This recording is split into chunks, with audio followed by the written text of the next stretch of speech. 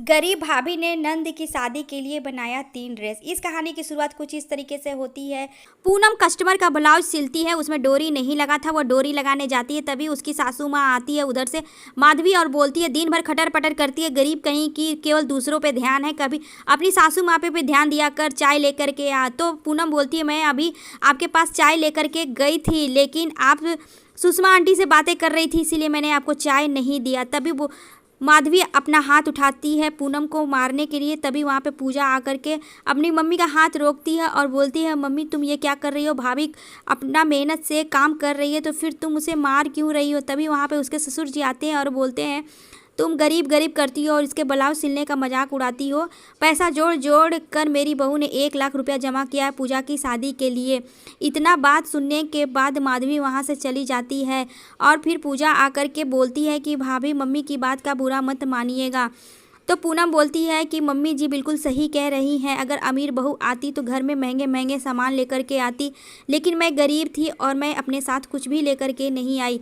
ससुर जी बोलते हैं कि बेटा तुम्हारे अंदर वो हुनर है, लेकिन तुम्हारे इस हुनर को कोई पहचान नहीं पा रहा, एक दिन तुम्हारे हुनर को पहचान जरूर मिलेगा। इस बात को सुनकर पूनम को थोड़ा सा संतोष मिलता है और वो ब्लाउज में डोरी लगाना पूनम ब्लाउज में डोरी लगाकर साइड में रख देती है और खाना बनाने के लिए जाती है। पूजा भी साथ में जाती है, सब्जी कट करके अपनी भाभी का हेल्प करती है। तभी सुषमा आंटी आती है और बोलती है, अगर बेटा ब्लाउज सिल गया है तो मुझे दे दो। तो पूनम बोलती है कि हाँ आंटी जी आपका ब्लाउज सिल गया, मैं लेकर के आती हूँ। सुषमा जब ब्लाउज को हाथ में लेकर देखती है तो बोलती है, बेटा तुमने ब्लाउज तो बहुत अच्छी बनाई है, जब मैं पहनूंगी तो आस पड़ोस के लोग जल भून जाएंगे। वो पैसे देकर चली जाती है। तभी वहाँ पे शीला आंटी आती है एक हाथ में छोटे बच्चे का गाउन लेकर और बोलती है कि बेटा इस गाउन में थोड़ा सा खरोच लग गया और मेरी पोती पहन नहीं रही है, इसे बना दे। पूनम फटाफट सुई धागा लेकर बनाने लगती है। तभी वहाँ पे माधवी आती है और बोलती है, खाना पानी नहीं बनाना है, गरीब कहीं की, जब देखो तो सिलाई बुनाई कढ़ाई लेके बैठ जाती है। तो शीला आंटी बोलती है, बेटा 1 घंटे के बाद दे देना बनाकर, अभी तुम खाना बना लो। पूनम फटाफट जाती है किचन में और खाना बनाने लगती है। खाना बनाने के बाद वो आकर गाउन में कढ़ाई कर देती है। जब शीला आंटी आती है और उस गाउन को उठाकर देखती है तो कहाँ पे फटा था पता भी नहीं चलता है। फिर वो उस कढ़ाई के पैसे दे करके चली जाती है। पूनम उस पैसे को लेकर एक बॉक्स में रखती है और कुछ दिन बीतता है और पूजा की शादी एक अमीर घर में तय हो जाती है। शादी की तैयारी शुरू हो गया था, घर में काम बढ़ जाता है, चारों ओर साफ सफाई और साज सजावट चालू हो जाता है। पूनम अपने पति के साथ पूजा की कपड़े की शॉपिंग करने जाती है और वहीं पे उसका भाई उसे मोतियों का और फूलों का सेट दिखाता है कि ये लो बहन तुम्हारी मेहंदी और संगीत के लिए ये कैसा रहेगा। शॉपिंग करके जब सभी लोग घर आते हैं तो माधवी बोलती है कि दिन भर खटर पटर करके सिलाई करती है, गरीबों वाला कपड़ा शॉपिंग करा के लाई है मेरी बेटी को। तो पूजा बोलती है, नहीं मम्मी, भाभी ने 30,000 की आज खरीदारी की है, 10-10 हज़ार का लहंगा मेरा मेहंदी और संगीत के लिए खरीदा है।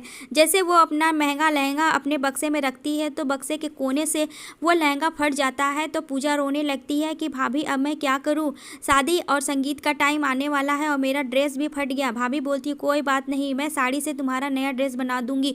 वो पीला साड़ी लेकर के मेहंदी और हल्दी का ड्रेस बनाना स्टार्ट करती है और फिर साथ में और कस्टमर का भी कपड़ा सिलती है ताकि 2-4 पैसे हाथ में आ जाए। और जब समय बचा उस समय में वो जाकर के शादी की तैयारी भी करती है। एक एक दिन करके बीतता है और हल्दी की रस्म चालू हो जाता है। हल्दी में पीला रंग का लहंगा और मेहंदी में ग्रीन कलर का लहंगा पूनम अपने हाथों से सिलकर अपनी ननद को पहनाती है।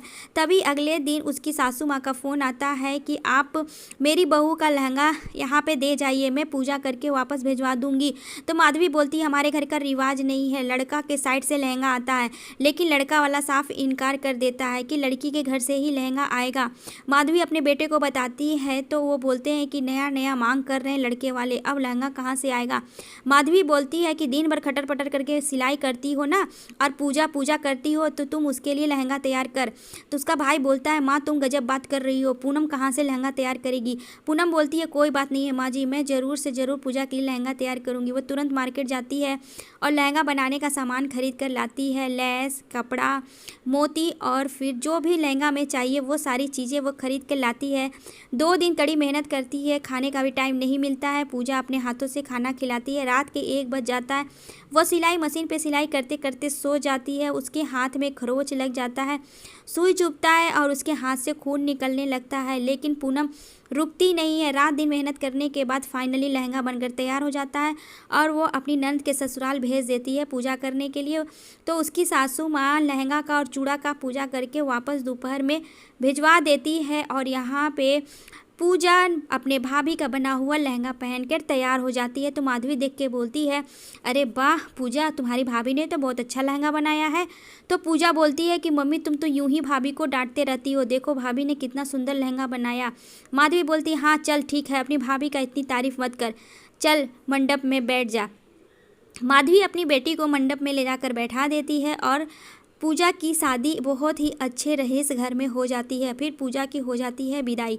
कुछ दिन बीतते हैं तो पूजा पग फेरा के लिए अपनी नंद और नंद की सहेली के साथ अपने मायके आती है।